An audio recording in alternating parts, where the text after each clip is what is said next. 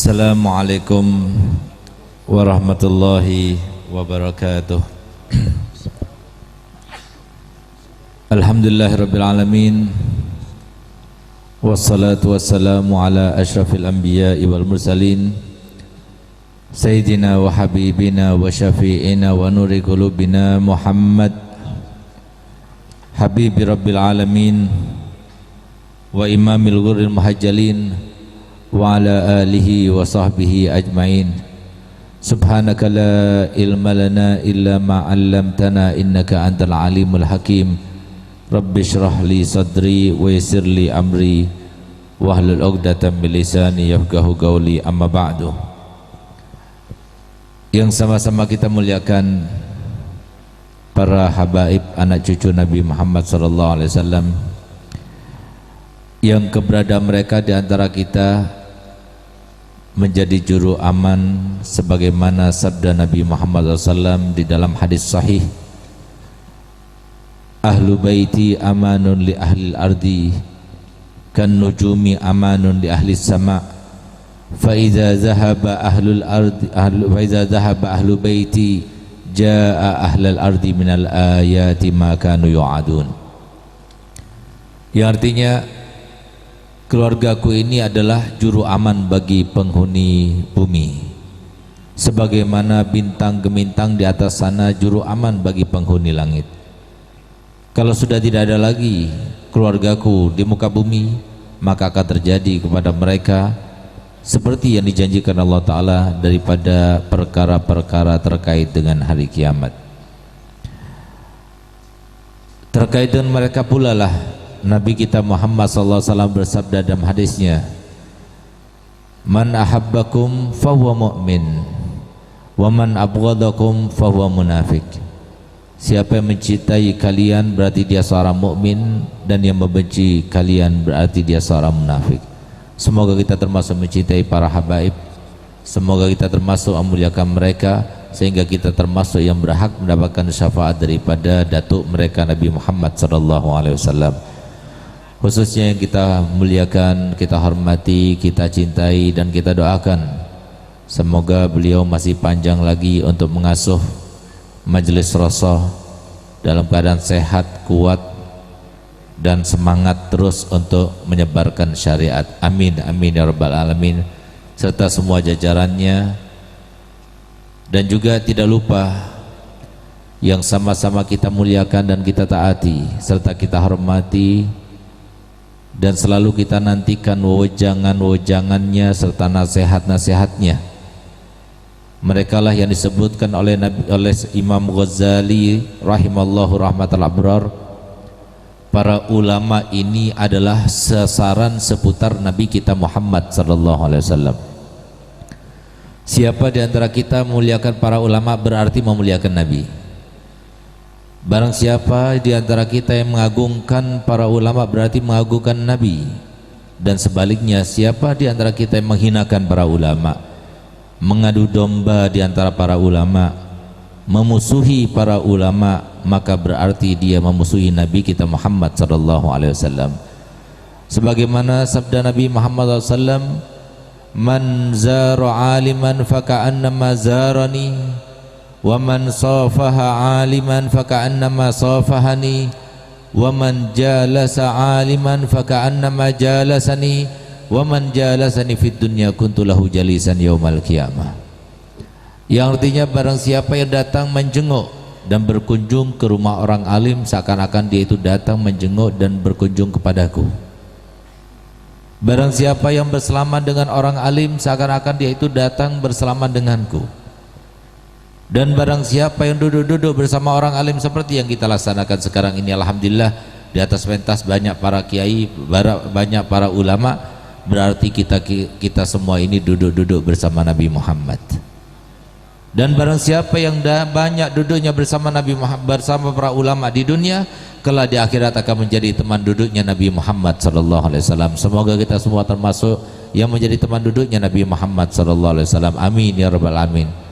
Terkait dengan mereka pula lah Nabi kita Muhammad SAW bersabda, Iza ijtama'al alim wal abid ala sirat faqila lil abid udkhulil jannah wa tana'am fiha bi ibadatik wa qila lil alim gif hatta tashfa'a liman ahbabta.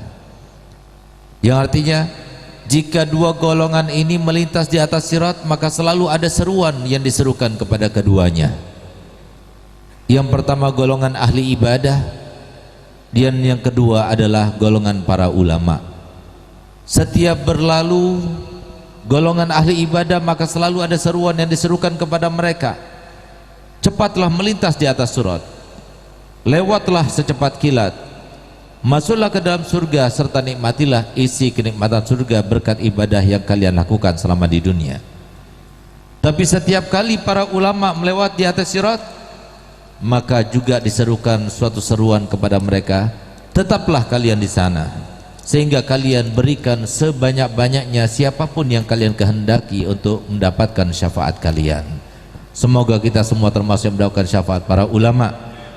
Dan mereka itulah yang dimaksudkan oleh Nabi kita Muhammad SAW menjadi lumbungnya pahala kita dapatkan, lumbungnya barokah akan kita raih, lumbungnya maghfirah akan disematkan kepada kita semuanya.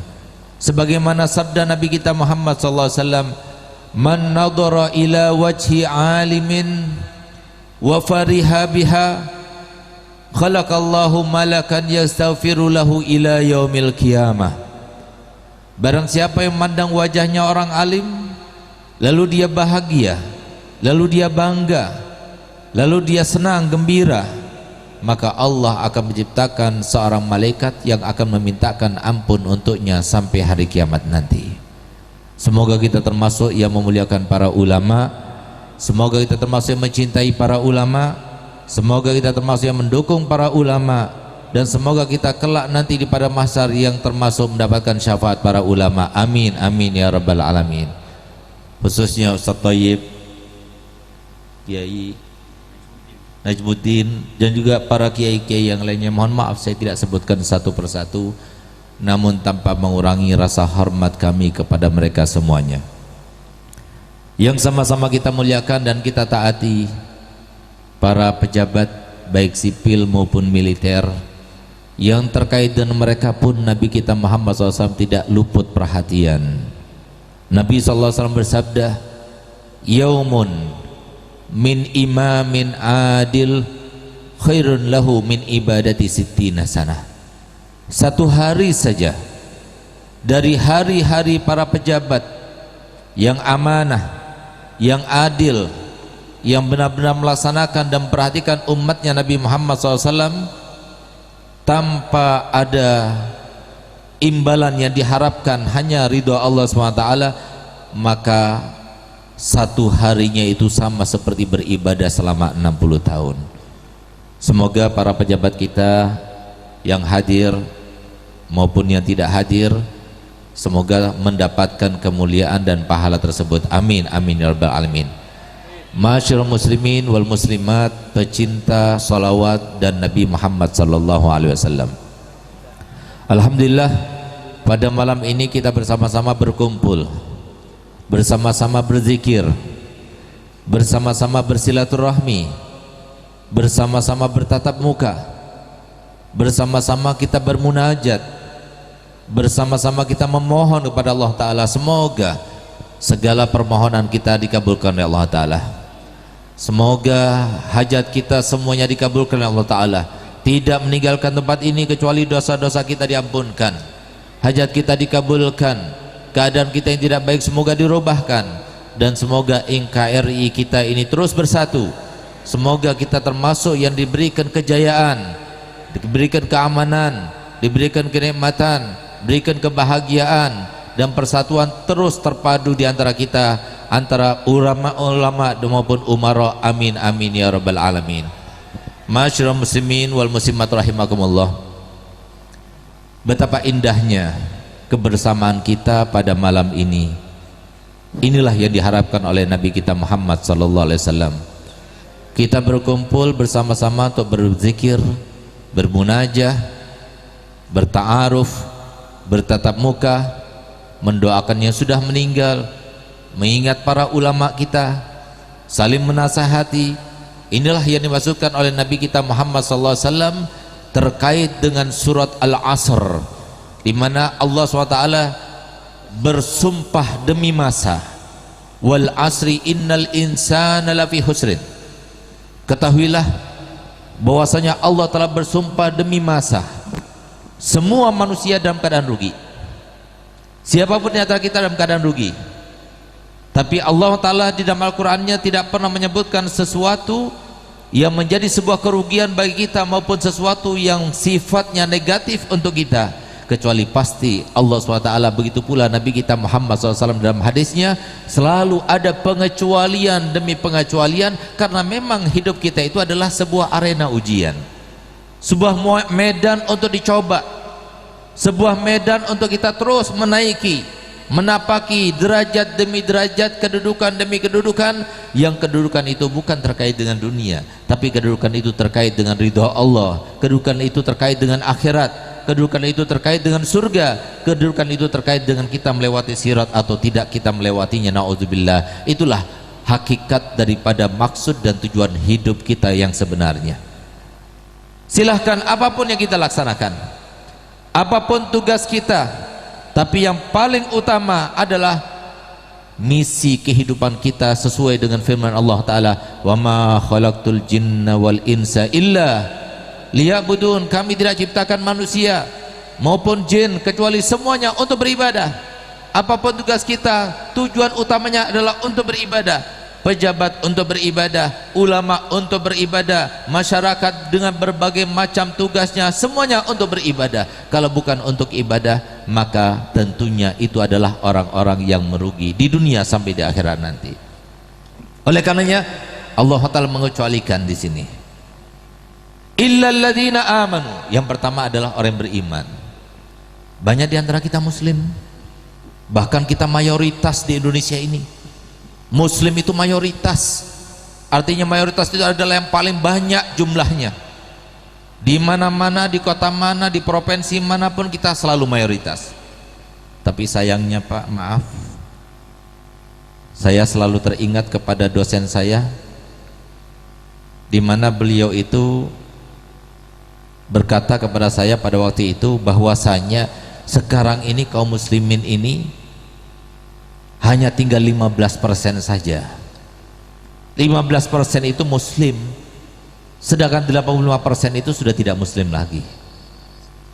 Saya pikir ketika saya mendengarkan celotehan, saya anggap seperti itu pada waktu itu, wah ini termasuk dokter yang nyeleneh ini.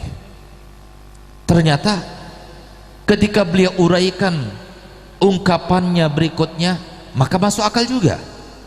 Karena beliau katakan banyak memang saudara-saudara kita KTP-nya itu Islam, ketika dia menikah secara Islami, bahkan kalau dia itu dikatakan bukan seorang muslim, dia marah.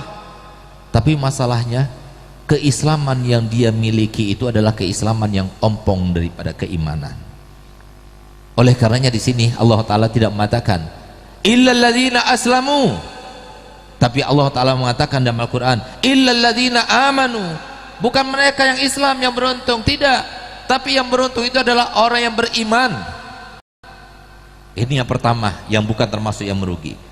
Sekarang pertanyaannya, saudara-saudaraku kaum muslimin dan muslimat rahimakumullah, bagaimana mungkin kaum muslimin di Indonesia mayoritas itu menjadi seorang yang mukmin, menjadi mereka-mereka beriman kepada Allah Ta'ala?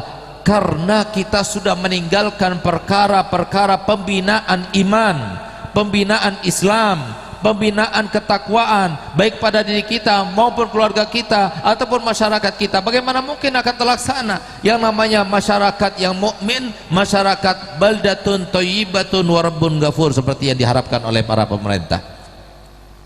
Ini masalah kita sekarang ini. Maaf, bukan masalah Ahok, bukan masalah Bapak Presiden kita, bukan masalah Bapak Kapolri kita. Mereka juga manusia biasa, mereka bisa bersalah, tapi pokok permasalahan itu bukan pada mereka. Pokok permasalahan itu ada pada diri kita. Sebab utamanya itu sebagaimana dikatakan oleh dosen saya, bahwasanya sebab utamanya kenapa saya katakan bahwasanya kaum muslimin itu hanya tinggal 15% saja. Kenapa? Mereka muslim tapi tidak mukmin. Apa gunanya Islam tanpa iman? Walaupun itu berguna nanti kalau di akhirat, asalkan dia itu bersaksi bahwasanya tidak ada Tuhan kecuali Allah dan Nabi Muhammad adalah utusan Allah, beriman. Tapi nanti di akhirat, tapi di dunia tidak. Jangan berharap kita akan mendapatkan kehidupan bahagia seperti yang disampaikan oleh Allah Ta'ala dalam Al-Quran. Semuanya sudah ada, dusturnya sudah ada. Jangan sampai kita itu mengatakan bahwasanya aturan-aturan yang ada di dunia, baik itu aturan di Amerika sana, atau di Eropa, atau di Cina, ataupun di negeri kita sendiri, itu adalah aturan yang di atas Al-Quran. Tidak, Al-Quran di atas semua aturan yang ada di dunia. Coba kita lihat, silahkan boleh kita membrowsing Google. Sekarang itu Mahkamah Agung di Amerika sana, yang kesannya itu seakan-akan memusuhi Islam, sekarang itu mereka memberikan sebuah predikat bahwasanya aturan yang terbaik yang membawa keamanan dan rahmatan lil alamin, yang tidak bisa dirubah dan terus menjadi jaya dan sampai kapanpun akan sesuai dengan zamannya, itu adalah aturan agama Islam. Disebutkan baru 1 minggu yang lalu itu keluar, itu dustur itu. Siapa yang mengeluarkan? Bukan orang muslim. Mereka, kenapa? Mengakui. Karena Islam ini bukan dibuat oleh para ulama, tidak. Bukan dibuat oleh Nabi Muhammad, tidak. Bukan dibuat oleh para nabi-nabi yang lainnya, tidak. Tapi Islam adalah agama yang dibuat oleh Sang Pencipta. Dialah yang menciptakan langit dan bumi ini. Dialah yang menciptakan manusia dengan segala bentuk komponennya, dengan seluk-beluk isi hatinya maupun badannya, dengan seluk-beluk permasalahannya. Allah yang lebih tahu.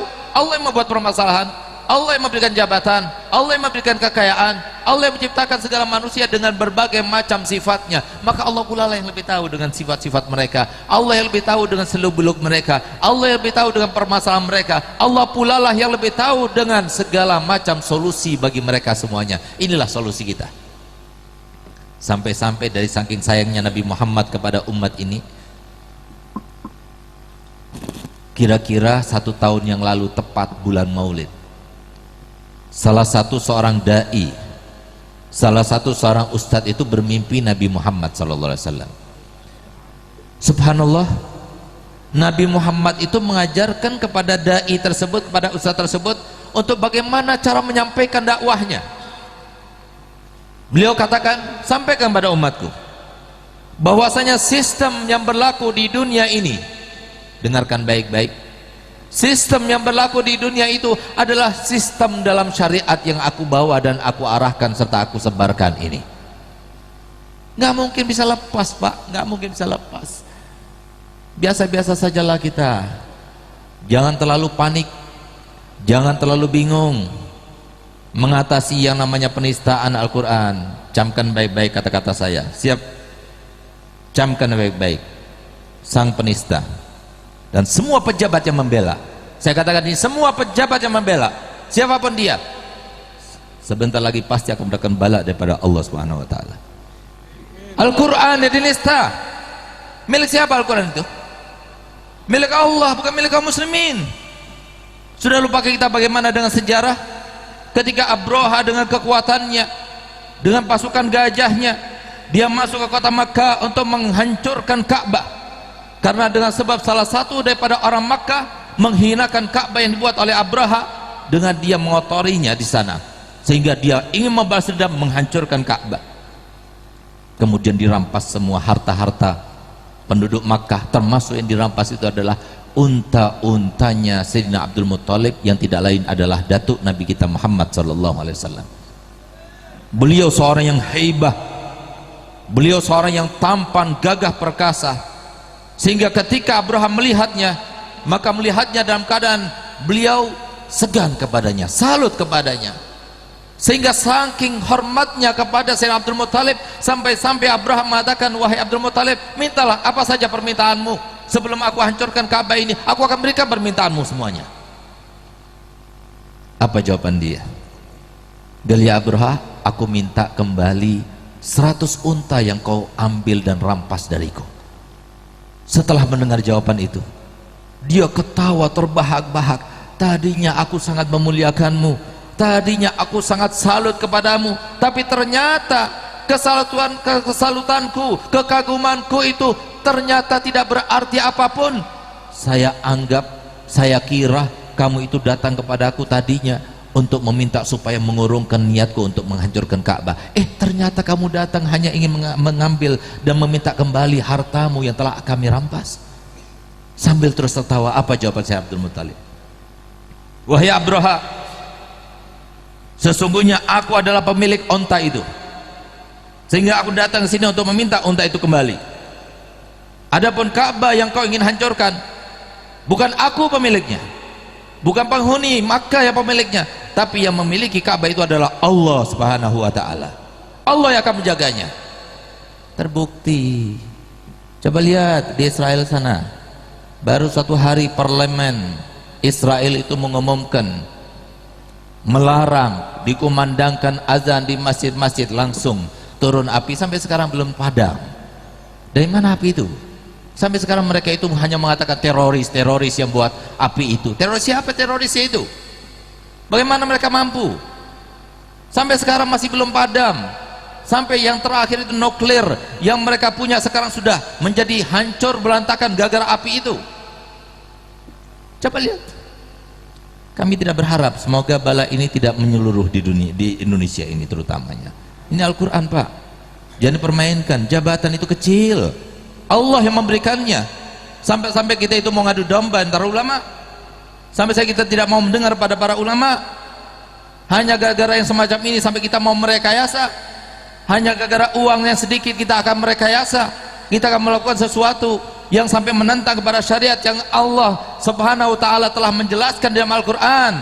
Wa may ya'mal minas solihati min zakarin aw unsa wa huwa mu'minun falanuhyiyannahu hayatan thayyibah. Kita ingin bahagia semuanya, kita ingin berguna untuk keluarga, kita ingin hidupnya aman, sentosa, sejahtera, semua itu harapan kita. Bagaimana mungkin itu akan terlaksana kalau tidak sesuai dengan yang diaturkan oleh Allah Ta'ala dalam Al-Quran? Allah Ta'ala telah mengatakan, kalau ingin mendapatkan kehidupan yang senang di dunia, senang di alam kubur, senang di alam mahsyar, senang melewati sirat, senang sampai masuk surga bersama Nabi Muhammad juga senang. Bagaimana caranya? Wa may ya'mal minas solihati, harus beramal soleh, laki perempuan sama saja. Tapi nggak cukup cuma amal soleh, harus beriman. Wa huwa mu'minun falanuhyiyannahu hayatan thayyibah, kami akan berikan baginya kehidupan yang sangat membahagiakan. Tapi sebaliknya, kalau Allah dilawan, syariat Allah dilawan, Al-Quran dinistakan, tunggu saja, camkan baik-baik, tidak mungkin luput. Nggak usah diamini, nggak usah didoakan, tunggu saja. Siapa mereka? Tulis namanya, lihat bagaimana hidupnya nanti bagaimana. Karena Al-Quran bukan milik kaum muslimin. Kita ini hanya diberikan kesempatan. Kalau kita diam saja, kalau kita tidak ikut berkomentar, kalau kita tidak mendiamkan yang semacam ini, maka kita juga akan diazab oleh Allah SWT. Kita tidak berharap itu semua terjadi. Untung alhamdulillah masih ada yang mau, mereka itu berkomentar, mereka menyuarakan, mereka meminta keadilan. Untuk ada mereka, kalau tidak ada mereka habis Indonesia ini. Alhamdulillah masih ada mereka. Biarkan hati nurani yang berbicara, jangan jabatan yang berbicara. Maaf, saya tidak menyinggung siapapun juga, tapi ini adalah syariat sesuai dengan apa yang disampaikan Nabi Muhammad. Nggak bisa menentang syariat. Yang berlaku di dunia semacam itu seperti yang disampaikan Nabi Muhammad. Yang ikut syariat pasti bahagia, yang ikut syariat pasti aman sentosa, yang ikut syariat pasti sejahtera. Mari kita buktikan, Pak. Sekarang ini kan semuanya harus ada pembuktiannya. Sekarang sudah ada ilmu medpen, harus ada. Mana itu buktinya? Mana sudah melalui penelitian atau tidak? Itu sekarang selalu diajukan oleh masyarakat kita. Ayo kita buktikan. Siapa elemen masyarakat yang hidup di Indonesia maupun di dunia ini yang paling aman, paling sejahtera, paling bahagia, paling mulia, paling sentosa hidupnya maupun setelah meninggalnya? Siapa? Para pejabat. Dulu bapak kita SBY dihormati, dimuliakan di mana-mana, dijaga, dikawal. Sampai kalau datang ke Kediri dulu, kita masih ingat 3 hari itu sudah di apa namanya itu, sudah sterilkan, dijaga ketat semuanya. Sekarang siapa mau jaga? Sekarang Bapak Jokowi. Nanti setelah Bapak Jokowi lengser, ganti yang lainnya. Pejabat ada waktunya. Supaya kita paham. Saya punya abah itu selalu berkata begini kepada saya, kamu itu dihormati orang karena imamah yang kamu pakai itu. Kamu dihormati orang karena gamis yang kamu pakai itu. Kamu dihormati orang karena ini yang namanya rida itu yang selalu berada di atas pundakmu, itu karenanya kamu itu dihormati orang. Coba kalau kamu itu jalan pakai celana atau kamu itu pakai hem, apalagi kamu pakai songkok yang centeng itu misalnya, kamu jalan di sini, ada yang hormati kamu? Nggak ada. Berarti bukan menghormati kamu, tidak, tapi menghormati siapa? Menghormati Nabi Muhammad sallallahu alaihi wasallam. Karena ini pakaiannya Nabi Muhammad. Ulama pun tidak dihormati kecuali karena Nabi Muhammad. Para pejabat dihormati, dimuliakan karena jabatannya. Jabatan itu sementara.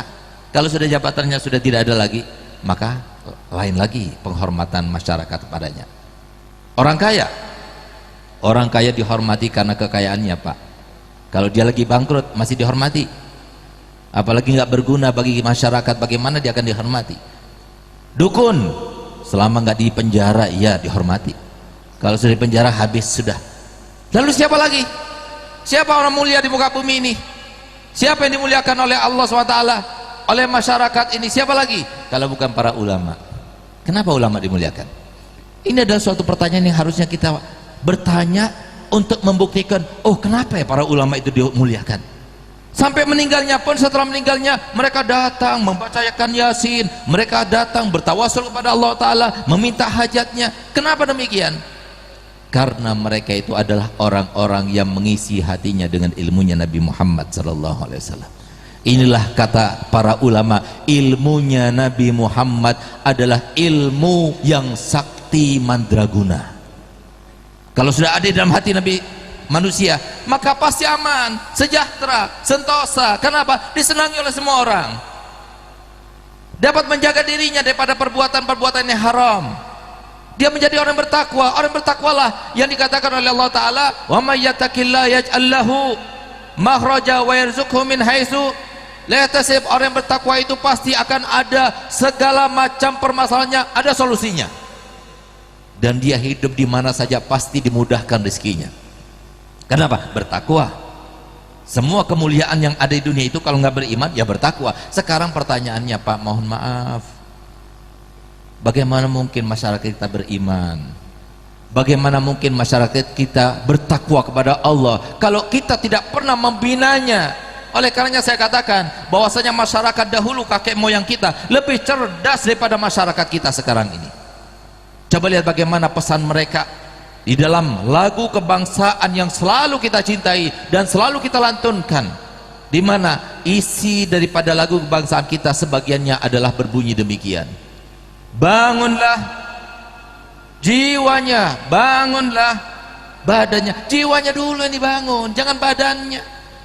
Sekarang kebanyakan yang dibangun itu badannya. Mohon maaf, kalau sampean tanya kepada mereka-mereka yang belajar di pendidikan formal saja tanpa pendidikan agama seperti para hadirin ini, mohon maaf, saya tidak memusuhi pendidikan formal. Saya sendiri seorang formil, saya seorang rektor. Mohon maaf, maksud saya ini adalah kalau seumpama hanya dimasukkan pendidikan formal, coba kita tanyakan, kalau kita datang ke SD, SMP, SMA negeri, kita tanyakan kenapa kamu itu belajar di sini. Tanyakan kepada anaknya, tanyakan kepada ayahnya, wali santri, wali muridnya itu, pasti jawabannya supaya dapat apa? Supaya dapat ijazah. Satu, nggak ada variabel lainnya, nggak ada macam-macam pilihan jawaban lainnya, nggak ada. Supaya apa? Dapat ijazah. Terus kita tanyakan lagi kepada mereka, kenapa harus dapat ijazah? Supaya dapat kerja. Itu kan badan untuk makan, untuk beli pakaian, untuk menaungi kita daripada matahari maupun hujan. Tapi mana jiwanya? Mana kita membangun jiwanya? Maaf, sekarang ini sudah luar biasa. Itu kemarin KPAI saya pernah berbicara di depan anggota DPD dan DPR di pusat sana. Kebetulan pada waktu itu ada anggota KPAI. Saya mengatakan tahun 2011 itu anggota KPAI itu membuat sebuah penelitian yang sangat memilukan hati dan membereskan hati kita semuanya, terutama kaum muslimin, di mana hasil penelitiannya itu daripada 32.000 sampel yang telah dibuat, ternyata terkuak sebuah hasil yang sangat miris. Apa itu? Sebanyak 62,7% siswi SMP sudah tidak perawan di Indonesia. 4,5 juta pengkonsumsi narkoba di Indonesia sekarang ini. 77.000 orang setiap tahun meninggal overdosis. Ini yang terjadi. Penanggulangannya bagaimana? Gak mungkin hanya kita tergantung pada bapak polisi. Alhamdulillah mereka itu betul-betul melaksanakan tugasnya, cuma nggak mungkin. Polisinya itu kalau mau benar-benar menjaga, maka jumlahnya harus sama seperti masyarakatnya, baru bisa. Nggak mungkin Pak, bangkrut negara ini untuk bayar gajinya. Lalu apa yang dibutuhkan? Dibutuhkan itu adalah keimanan.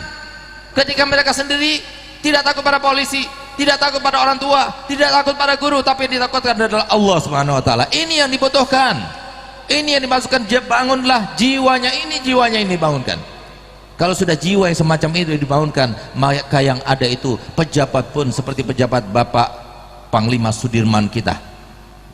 Coba lihat bagaimana dia dengan kesederhanaannya. Bukan orang kaya, nggak punya mobil dia Pak. Lihat bagaimana dia takwanya kepada Allah Ta'ala selama dia bertugas maupun tidak bertugas, ketika berperang maupun tidak berperang, selalu yang dipegang oleh beliau. Dan alhamdulillah sampai sekarang diteruskan oleh Bapak Pangap kita, TNI Gatot, Pangap Gatot itu. Apa itu yang dilaksanakan? Beliau tidak pernah putus daripada berwudu. Batal wudu lagi, begitu dengar azan tinggalkan semua pekerjaannya. Itu saja rahasianya. Kenapa rahasia itu didapatkan? Dari mana dia mendapatkannya? Daripada Nabi Muhammad sallallahu alaihi wasallam. Nabi Muhammad yang telah bersabda dalam hadisnya, "Man kana fi wudu'in kana fi zimmatillah." Siapa saja yang berada di dalam wudunya, maka dia berada di dalam tanggungan Allah. Coba lihat pinternya, cerdasnya Imam Bapak Sudirman ini. Dia tahu kalau kita dalam keadaan wudu, berarti kita dalam tanggungan Allah, dalam pemeliharaan Allah. Siapa yang bisa mengoyaknya? Kenapa ini demikian? Karena dia itu tahu bahwasanya agama yang dibawa Nabi Muhammad selalu membawa pencerahan, selalu membawa keamanan, selalu membawa kesejahteraan. Oleh karena itu Pak, bukan saya bermaksud supaya kita tidak meletakkan anak kita dalam pendidikan formal saja, tidak. Maksudnya silahkan, kita membutuhkan seorang intelektual tapi yang Islam, yang bertakwa kepada Allah.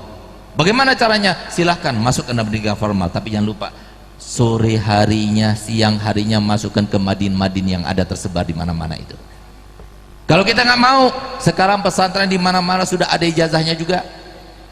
Di pesantren kami alhamdulillah ada ijazahnya, tapi mohon maaf sudah penuh, nggak bisa menerima murid. Kami sudah ada murid sekitar 7.500 dari mulai MI sampai pasca sarjana kita ada. Sudah nggak ada muat lagi. Di mana-mana banyak. Pondok-pondok ada, ijazahnya ada. Selamat kita daripada tuntutan nanti kelak di akhirat. Terbangun jiwanya, terbangun keimanannya. Lihat bagaimana mereka para ulama ini, para ustadz ini. Mereka tidak mau mendahulukan dirinya, walaupun ada oknum di dalam hal apapun ada.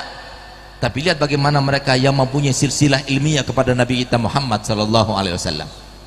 Oleh karena itu jangan lupa Pak, kalau nggak masukkan pesantren yang ada ijazahnya, silahkan masukkan ke madin-madin yang ada, supaya kita tidak sampai akhirnya kita menjadi menyesal di akhir kemudian. Lihat bagaimana kabar yang terkini hari ini, silahkan kita buka, kita cek di Jawa Pos, telah terjadi sebuah pembunuhan yang dilakukan oleh siswa SD.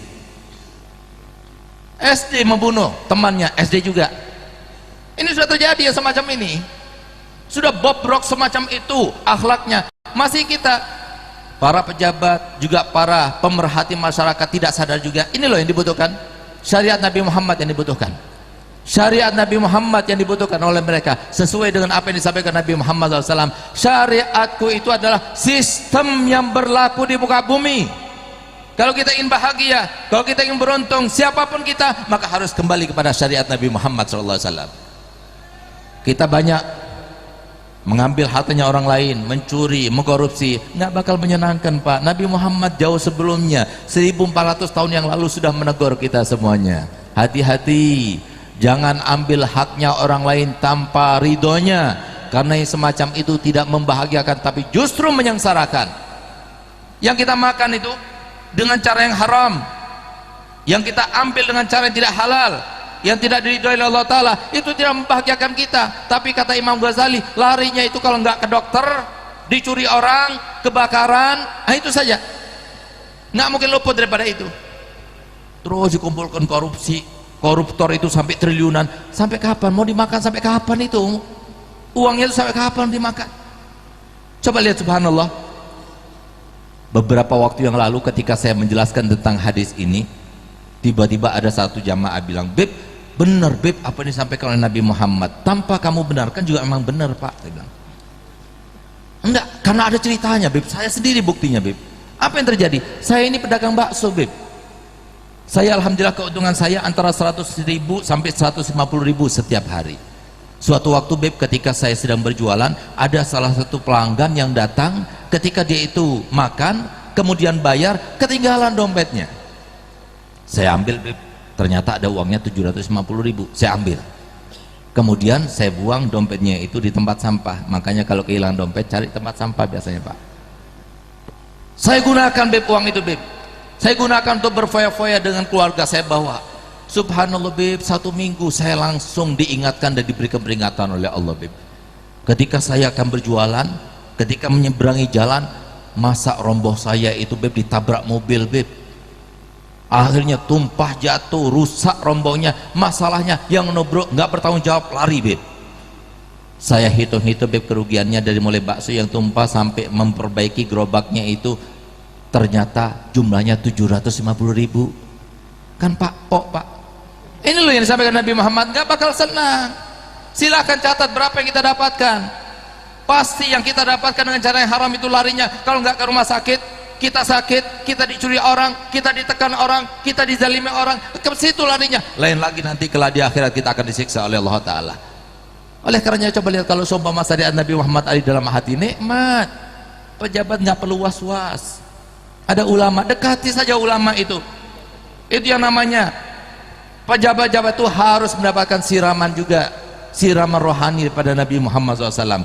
Kalau kita melihat, maaf, saya ini kalau diundang oleh Bapak pejabat di Pasuruan, saya dekat kepada Bupati Pasuruan, saya sudah katakan kepada dia, maaf Pak, saya ulama yang tidak mau masuk politik karena itu diharamkan oleh ayah saya. Pondok kami itu besar, yang namanya tawaran-tawaran itu, para elit politik masuk ke pondok dengan iming-iming uang itu luar biasa. Pernah ada salah satu daripada mereka menawarkan uang langsung cash dibawa 1 M. Ada lagi yang bawa cek kosong, tinggal suruh isi katanya. Dia mau masuk saja ke pondok, kami tidak menerima itu semuanya. Kalau mau datang sebagai tamu silahkan, tapi kalau datang bawa atribut, maaf, uangnya semacam itu ya larinya ke situ tadi Pak, ke dokter, ke rumah sakit, dicuri orang, ya itu. Kita nggak mau, ngapain kita mau bersulit kita sendiri? Alhamdulillah, saya katakan para Pak Bupati, maaf, kalau seumpama saya diundang ke tempat Pak Bupati, saya tidak bisa datang. Saya dari zaman saya punya abah itu, saya tidak pernah datang ke tempat apa itu namanya, pendopo. Tapi kalau di Kalimantan saya diundang di pendopo, saya datang Pak. Kenapa? Karena kalau di Kalimantan itu Pak, 1 minggu sekali itu ada pengajiannya, dikumpulkan tuh, Senin pertama itu dikumpulkan. Saya punya pengajian itu, Bapak Bupati, Wakil Bupati di Plehari itu datang, Kapolresnya datang, seperti alhamdulillah ini, Masya Allah, setiap sholawatan datang Bapak Kapolresnya. Sekarang diganti sama Bapak Abdul Latif, Masya Allah. Nah, ini kan luar biasa ya, semacam ini.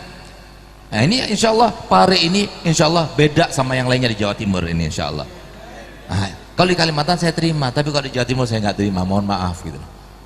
Kalau saya diundang di pendopo, saya nggak pernah mau dan nggak pernah saya berharap untuk mau gitu.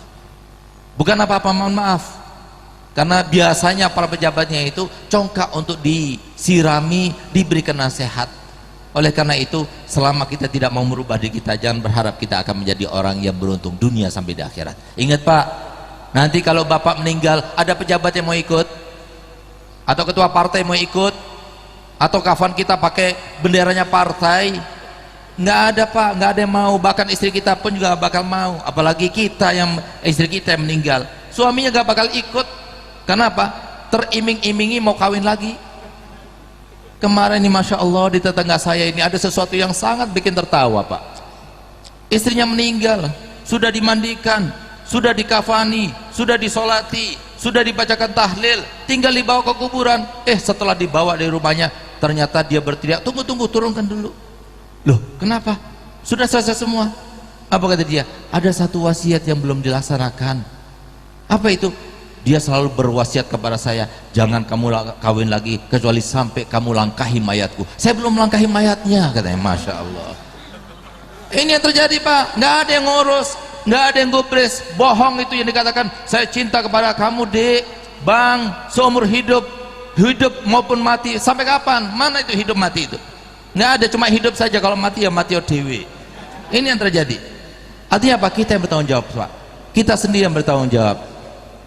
Sudah lupa kita bagaimana Al-Quran telah menyebutkan, yauma yafirul mar'u min akhi wa ummihi wa abi wa sahibatihi wa bani likulli imri'in minhum yauma idzin sya'nui yughni.